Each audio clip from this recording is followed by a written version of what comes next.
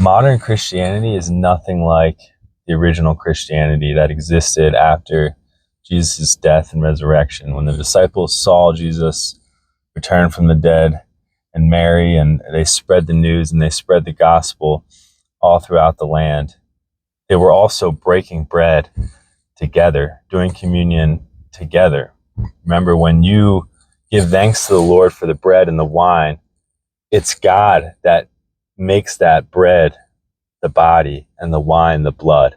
It's giving thanks and giving it over to God that change happens. You don't need authority to do that. The authority is God. Baptism is a spiritual thing that occurs when you are ready to give your life over to God. It is a significant event of public proclamation of your faith. Now, spiritual baptism is the internal deliverance where you give your life over to God. Two separate things. But now you have the church and all these different churches, well, really denominations that have claimed, okay, we have the right path. This is the right way. Reality is none of those churches existed in the beginning after Jesus died. It was meant to be a spiritual movement, and it was turned into a religion.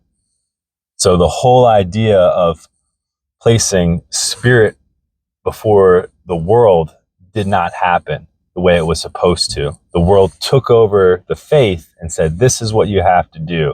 And there were tons of evils and sins that occurred within the church because of that reason.